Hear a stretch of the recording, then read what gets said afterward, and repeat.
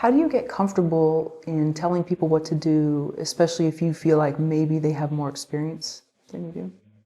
It can be a bit intimidating, and there was some friction actually on the set of Lights Out where the camera department, there were some arguments about things.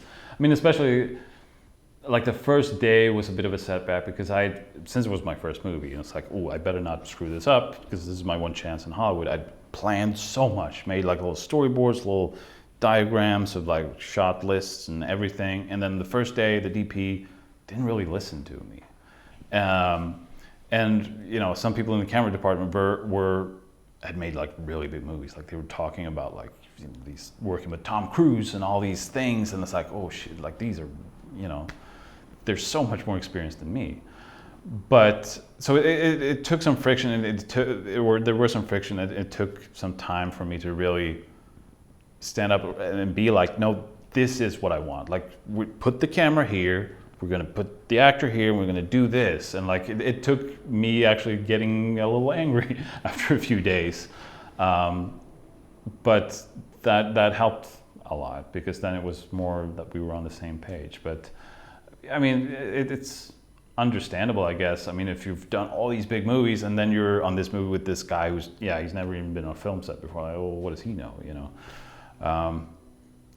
But we had an argument about like shutter speed, where it turned out I was actually right, which felt really good because it's like, yeah, you've done this for a real long time, but I know a lot about cameras because I've had nothing but time on my hands and Googling and experimenting and things like that.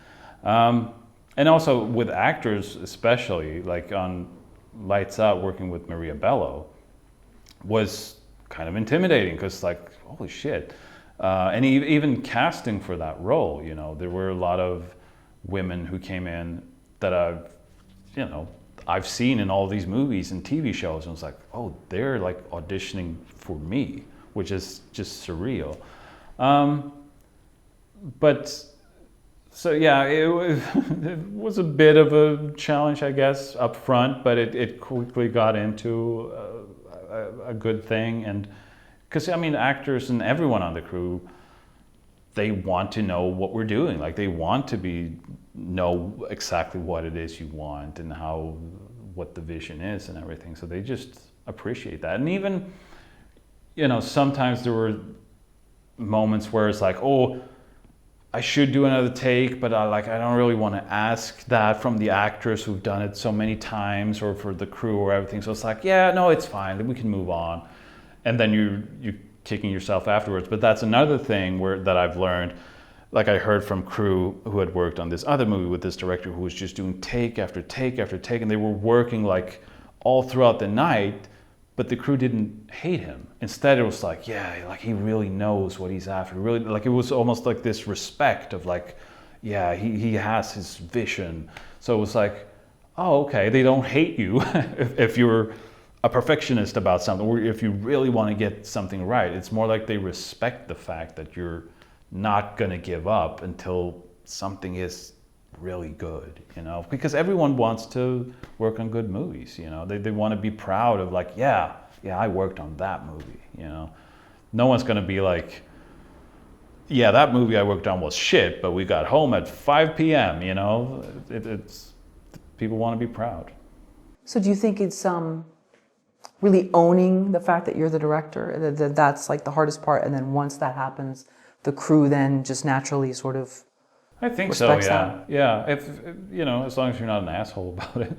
Sure. But yeah, no, it was really, that was an interesting experience as well. Maybe it's because I'm Swedish, where we have this sort of mentality of like, oh, don't think you're more than anyone else. Like we're all sort of here. To come here and see how directors are kind of spoiled or kind of treated, because like we had this meeting with someone, and I walk in. I was sort of first from our side. I walk in and meet this woman, and it's like, oh, hey, how are you doing? Blah, blah, blah. And she asks, like, so what do you do here? And it's like, oh, I'm the director. And suddenly she was like standing up and like shaking my hands, like, oh, okay. It's like, you know, realizing that, oh, being a director seems like a big deal here. You know, that was strange because I'm not used to that, and I'm still not used to that. I mean, it's so surreal to see things like, just the other day, I was talking about signing autographs and stuff. It's like, why would anyone want my autograph? But then I was talking to my manager actually, and he was like, right away, he went to eBay to look if there were my autographs there, and they were. And it's like, oh wow, well, that is insane. Like, people are like selling my scribbles. It's like, it's a yeah. I don't know if I'll ever get used to this thing of like, ooh, he's that guy. It's like, what? I'm that YouTuber guy who made like the thing with the big dicks, you know? Yeah, it's weird. So that being said, what do you think makes a great director? Aside from there's a pecking order on set and everybody, Yeah. sorry, bad pun there, or bad. I think communication and a clarity of vision. And at first when I came here, everyone was like, yeah, a director needs to have a vision. And I don't know if it was a language thing or something, but I had a lot of trouble like, well, what do you mean vision? What is that? Like, just how it looks? But yeah, it's just knowing how it looks, how it feels, you know. And a lot of time if you're pitching things, or you have to have comps, or like, yeah, it's like this thing, but with this thing or whatever. So it's just having a clarity of what you want, and being able to communicate that, sort of putting the pictures that you have in your head into someone else's head. And sometimes, you know, for me especially, words can't communicate properly, and then you have to like draw things or cut together things from other movies or create something just to sort of, this is what I'm after, you know. But I think that's the most important thing, and yeah.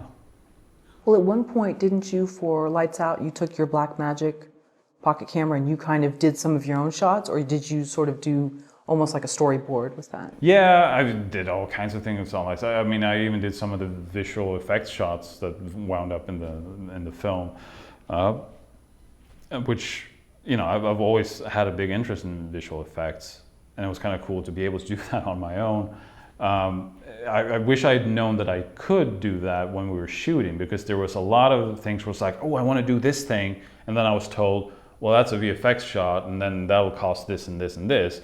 But then once I was in post, I found out from the editors, like, oh yeah, the VFX guys, they don't have a union, so anyone can do VFX in a movie, which is, I mean, it sucks for people that do VFX, because they really need a union.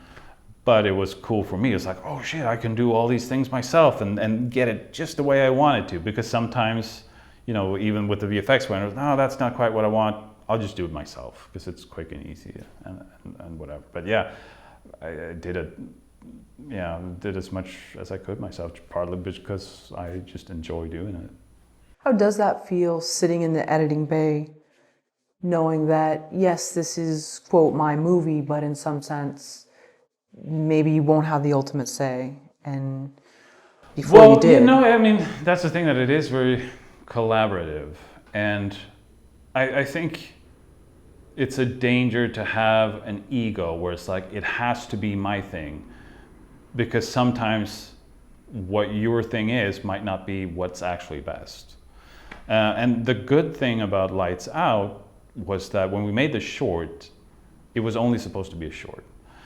I think if it would have been much harder to make a movie where it's like, oh, this has been my baby for so long, this is my dream project, it has to be this. Because not just with sort of opinions of others, but things never turn out the way you want them to for so many reasons.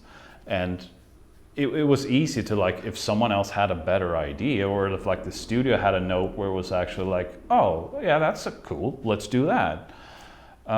It was easier to do that when it wasn't like your precious baby. And that's something I've noticed as well, that, you know, reading stuff online and you know, you might think that studios are only out to sabotage movies. And it's like, oh, it's the filmmaker, he has this idea and then he just needs to get through this gauntlet of the studio trying to ruin it in every way. And then coming here, you realize that, oh, the studio isn't just like people in suits that are trying to ruin movies.